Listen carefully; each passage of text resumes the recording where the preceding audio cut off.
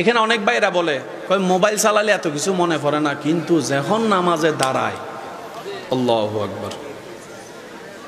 যাদের হয় তারা বলেন, এরকম যাদের হয় তাদেরকে আমার পক্ষ থেকে ধন্যবাদ, আপনি সঠিক রাস্তায় আছেন।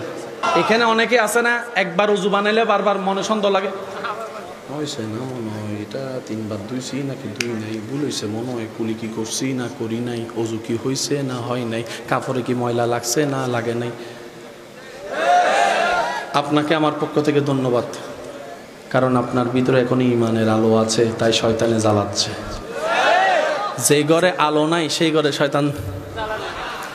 আপনাদের যদি এরকম হয় বুঝবেন এখন আপনারা রাইট ওয়েতে আছেন, কারণ শয়তান চায় না কেউ আল্লাহর প্রিয় হোক। আমি কি বুঝাইতে পারছি কথা? তো এরকম হলে মন ছোট করেন না যে নামাজ ঢুকলামই সব ধরনের চিন্তা চলে আসছে। আপনি শুকরিয়া করবেন, আল্লাহ আমি হয়তো তোমার পথে এগোচ্ছি, শয়তানে দেখকে ফেট জ্বলে তো আমাকে জ্বালাচ্ছে। কথা বলেন ঠিক কিনা? এবার আসেন, আল্লাহ তাআলা সমস্ত ফেরেশতাকে বললেন উসজুদু লি আদামা। আল্লাহর হুকুম পালন করে সমস্ত ফেরেশতারা ডাইরেক্ট, একজনে করে নাই, আল্লাহর আদেশ মানে নাই। সবাই বলেন, সবাই বলেন। সে বেয়াদবি করে বলছে আনা খায়রুম মিনকুম, আমি ওনার থেকে উত্তম, আমি কেন দিব? আল্লাহর লগে বেয়াদবি করছে। তখন ফেরেশতারা কোথায়? জোরে বলেন, তখন ফেরেশতারা কোথায়? আরো জোরে কর না।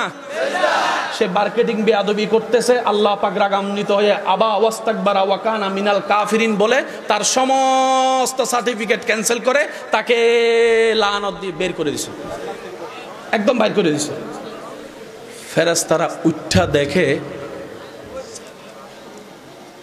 যখন গেছে তখন সব স্বাভাবিক, বেয়াদবি করে ফেলছে, আল্লাহ জালালি হালতে চলে গেছে। ফেরেশতারা উঠা দেখে সব পরিবেশ ভিন্ন।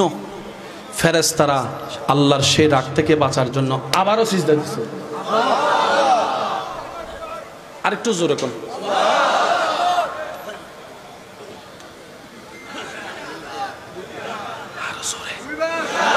কয়টা? আল্লাহ কয় তোদের কাজটা পছন্দ হয়েছে রে, কিয়ামত পর্যন্ত আমার বান্দাদেরকে দিয়ে আমি আল্লাহ। মন খুলে বলেন, আরো জোরে বলেন। নিজের সচক্ষে কাবা দেখেছেন কে কে? হাত তুলেন। কাবা, কাবা, মাশাআল্লাহ মাশাআল্লাহ মাশাআল্লাহ মাশাআল্লাহ। এবার হাতটা রাখেন। কোন কালারের কাপড়? শরীরে কোন কালারের কাপড়? সাদা। জোরে বলেন, শরীরে কোন কালার? কাবাই কোন কালার? কালো কালার কেউ পছন্দ করে না, কাইয়া। কিন্তু সে কালো যখন আল্লাহর ঘরে আপন হয়ে যায়, মানুষ সে কাবার কালো গিলাপ দেখার জন্য পাগল হয়ে যায়। একটু ধরার জন্য ঝগড়া করে পর্যন্ত, এই সুইসর আমি ধরি। সুবহানাল্লাহ বলেন না রে ভাইয়া? কালো কত দামি হয়ে যায় রব যখন কালোটাকে আপন করে নাই। বলেন না সুবহানাল্লাহ? কালোর কোনো দাম নাই। হাবশি যখন আল্লাহ রাসূল বলছেন বেলাল তুই আমার, তুই আমার। সুবহানাল্লাহ জোরে বলেন না? যে গোলামকে কেউ কখনো মূল্যায়ন করে সামনে যেতে দেয় নাই, আল্লাহ রাসূল এমন সম্মান দিয়েছে, সেই বেলালকে নামাজের আজানের ইমাম বানিয়ে দিয়েছেন। সুবহানাল্লাহ। হযরত বেলাল কালো দামি হয় যদি দামির লগে লাগতে। শুধু দামিটা আমাদের খুঁজে বাইর করতে হবে। ভাইয়া মনোযোগ আছে আপনাদের? আসলে কষ্ট হচ্ছে না তো আপনাদের? এবার আপনি আল্লাহর ঘরে গেলেন সাদা কাপড় পরে, লব্বাইক আল্লাহুম্মা লব্বাইক লব্বাইক লা শারীকা লাক লব্বাইক ইন্নাল হামদা ওয়ান নি'মাতা লাকা ওয়াল মুলক লা। আল্লাহ আজকে যারা পড়তেছে তাদেরকে জীবনে একবার হলো তোমার ঘরকে সামনে রেখে পড়ার তুমি একটু সুযোগ করে দিও। মন খুলে বলেন লব্বাইক আল্লাহুম্মা লব্বাইক লব্বাইক লা শারীকা লাক লব্বাইক ইন্নাল হামদা ওয়ান নি'মাতা লাকা ওয়াল মুলক লা শারীকা। মাশাআল্লাহ, শেষবারের মতো লব্বাইক আল্লাহুম্মা লব্বাইক লব্বাইক লা শারীকা লাক লব্বাইক ইন্নাল হামদা ওয়ান নি'মাতা লাকা ওয়াল মুলক লা। রব বলে যে চেয়ারম্যান তুই বানা, এমপি তুই বানা, মন্ত্রী তুই বানা, প্রধানমন্ত্রী তুই বানা, কমিশনার তুই বানা, ভোটও দিবি তোরা, ভালো না লাগলে আন্দোলন করে তোরা চাইলে নামাইতেও পারবি, কিন্তু নবী বানানোর দায়িত্ব আমি আল্লাহ তোদেরকে দিব না, রসুল বানানোর দায়িত্ব তোদেরকে দিব না। সুবহানাল্লাহ জোরে বলেন না রে ভাইয়া। নবী বানানোর দায়িত্ব তোদেরকে দিব না, রসুল সিলেকশনের দায়িত্ব আমি তোদেরকে দিব না। কারণ ভালো লাগলে পাম দিয়া তুইলা দেস তোরা, ভালো না লাগলে আবার মালা পরাইয়া নামাই ফেলেস তোরা, এই সুযোগ আমি দিব না। ইন্নাল্লাহ আস্তাফা আদামা, আদমকে নবী আমি আল্লাহ বানাবো, মূসাকে রসুল আমি আল্লাহ বানাবো। সুবহানাল্লাহ জোরে বলতে থাকেন সুবহানাল্লাহ।